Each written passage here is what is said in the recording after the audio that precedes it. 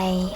In front of me is Xiaomi Redmi Note 10 Lite, and today I would like to show you how you can switch on or off high performance mode on this Xiaomi. First of all, go into settings. Now you need to scroll down and tap on battery section. After that, click on performance over here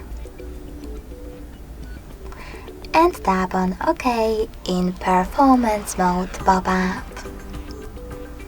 As you can see, after that, higher performance is on, but you can always switch it off by tapping on any other mode, like balanced.